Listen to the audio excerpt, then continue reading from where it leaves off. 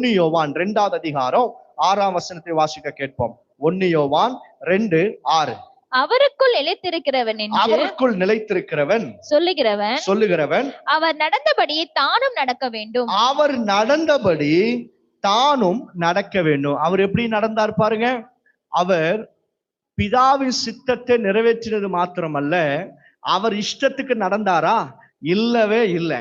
அவர் முழுமையாக தேவனுடைய ராஜ்யத்தை கட்டுகிறதுலையும் தேவன் தன்னுடைய வாழ்க்கையில வைத்திருக்கிற நோக்கத்தை நிறைவேற்றுறதுலையும் நடந்தார். அப்ப என்ன அர்த்தம்? அவர் எப்படி நடந்தாரோ அதே போல நாமும் நடக்க வேண்டும். அவர் சத்துருக்களை நேசித்தார், அவர் சீஷர்களை உருவாக்கினார். அவருக்கு நல்லா தெரியும் யூதாஸ் தன்னை காட்டி கொடுப்பானா இல்லையான்னு தெரியுமா? தெரியாதா? ஆனாலும் 3 வருஷம் அவனை கூடவே வச்சு சாப்பாடு கொடுத்து அவனுக்கு இடத்தை கொடுத்து அவனுக்குன்னு ஒரு ஸ்தானத்தை கொடுத்தார். எத்தனை வருஷம்? 3 வருஷம். பாருங்க, நான் அடிக்கடிக்கு யோசிப்பேன், ஏசுவாமி அவர் கூடவே இருந்து ஒருத்த மனம் திரும்பாமலேயே செத்துட்டான் பாருங்க. மனம் திரும்பாமலேயே செத்துட்டான். அப்ப நம்ம எல்லாம் ஏமாத்துறோம் இல்ல?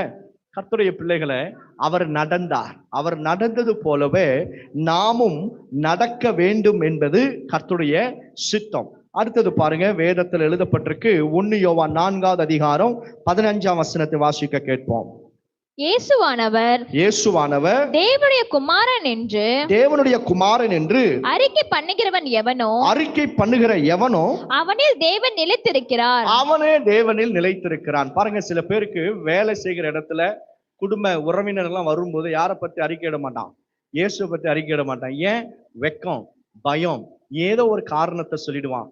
ஆனா நீ தெய்வத்தை எந்த இடத்துல இருந்தாலும் சரி தைரியமாய் அறிக்கையிடுறீங்கன்னா நீங்கள் அவருக்குள் நிலைத்திருக்கிறீங்க அப்படின்னு அர்த்தம்.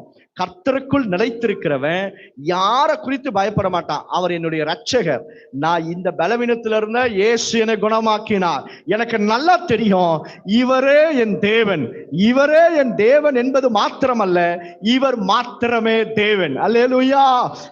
நம்முடைய பிரசங்கமும் நம்முடைய ஓட்டமும் இயேசுவும் தெய்வம் என்பது அல்ல, இயேசுவே தெய்வம். எத்தனை பேர் ஆமென் சொல்ல முடியும்? ஆமென், அல்லேலூயா.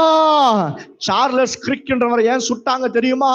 அவர் இயேசுவும் தெய்வம் என்று சொன்னதனால் அல்ல, இயேசுவே தெய்வம் என்று சொன்னார். அதனாலதான் அந்த மனுஷனை இந்த சத்துருக்களை எழும்பி சுட்டு தள்ளினாங்க. எல்லாத்துக்கும் ஆப்போசிட் கே மேரேஜ், இந்த எல்லா அசுத்தமான காரியத்துக்கு நோ என்று சொன்னான். அதனால 33, 1 வயசு தான் அவரை சுட்டு தள்ளிட்டாங்க பாருங்க. காரணம் என்ன? இயேசுவே தெய்வம் என்பதனாலதான். இயேசுவும் தெய்வம்னா உலகம் உன்னை பாராட்டும், உலகம் உனக்கு கைத்தட்டும், உன்னை குறித்து நல்லா பேசும். ஆனா இயேசுவே தெய்வம்னா உன்னை எதிர்க்க ஆரம்பிச்சிருவாங்க. சத்ருக்கு அதுதான் பயம். கர்த்தருடைய பிள்ளைகளை, மனுஷர்களுக்கு முன்பாக, பரலோக தேவனுக்கு முன்பாக இந்த தெய்வம் தான், இந்த கர்த்தர் தான் என்னுடைய தேவன் என்கிறத நீங்க உறுதியாய் அறிக்கையிட ஆரம்பிச்சுட்டீங்கன்னா நீங்க கர்த்தருக்குள்ளாக நிலைத்திருக்கிறீங்கன்னு சொல்லி அர்த்தம்.